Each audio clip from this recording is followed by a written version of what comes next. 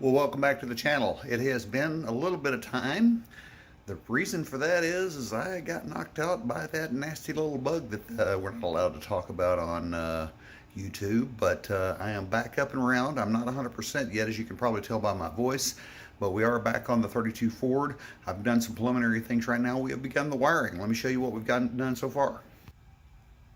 As always, the first step is to mount the fuse box, which I have done right there. I mounted myself a couple of aluminum brackets off the steering locator, and I'm starting to route the wires. These wires right here, as you can see, are plainly labeled.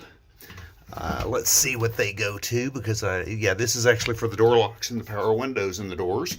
This right here is my underdash harness. These back there are to the tail lights, and as you can see, if we can get to it here, I've already got the hole mounted for the wires to go through the firewall. And of course, all of this is very crude. Of course, I will pull the hood off of this when I'm ready to do it. But these leads right here, two of these I will not use because I've got the one wire alternator. So only one of those wires will be used. The others will be terminated and sealed off. These wires down here go to the lights on the front, and these right here that I've got scattered sundry that are just basically located. One goes to the oil pressure, the one goes to the water temp sender, two go to the distributor, one for the tach and one for the positive coil. And then you've got the ones that go to the brake light switch, which are these two wires right here are going to go down to the brake light switch, which of course is underneath there. And of course, on the other side, we've got one going to the trinary switch, which I'm not sure if I use it or if it mounts separately. And there's also that big purple wire here is going over to the starter solenoid.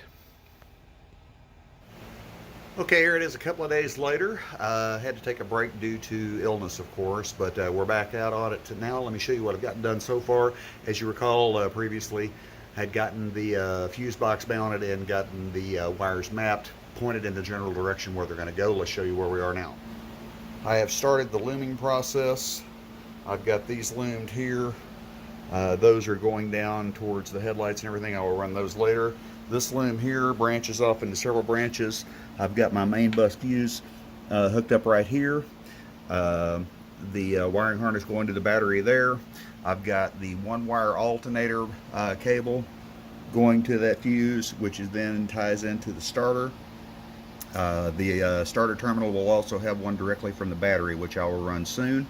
I've also got the electric choke run. I still need to run the ground, and I've got the tach and coil positive run to the distributor. So we are moving ahead. And continuing with the wiring madness, now on the driver's side, I've got the wire run to the sending unit for the water temp and to the oil. And if you can see, this wires right here run underneath to the stoplight switch. So we are continuing. All that's left now under the hood, or in the front of the car rather, are the front lights and the wiring harness for the electric fan, which I will get to later. I am probably next going to start on the under dash wiring for the steering column and the gauges. Alright, the next item up for bids is connecting this. This is the column, the steering column. The wiring that goes to the steering column is this group right here. And what you have to do is you have to pin this connector using these terminals. Now, I do have some special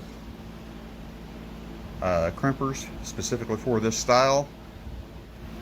Unfortunately, I don't have the means to actually show you how I'm pinning it, so I'm going to have to show you a before and after. I just don't have anything to hold the camera right now to show you how I'm pinning these particular connections, but we'll get it pinned and show you what we're doing. Okay, what you see here is you see two locations, the back location and the front location that's got those little arms sticking up. You use special crimping tool such as this one, which bends those into place. The back one goes on the insulation, the front one goes on the raw wire. And see, we have here a wire crimped in place. If I can get it to focus, the front one clamps down on the copper, the back one clamps down on the insulation. Now, as you can see, all of these have the terminals on them. The one wire here, I am not going to hook up to that switch because I'm going to put a remote horn button on either under the dash or on the dash. I'm not going to use the horn on the steering wheel. What you have to do now is feed those pins into this connector. Color codes match. I have double checked that. You match the color code to the wires on this pin. Okay, once you get all the pins fed through, you push this down here to lock it in place.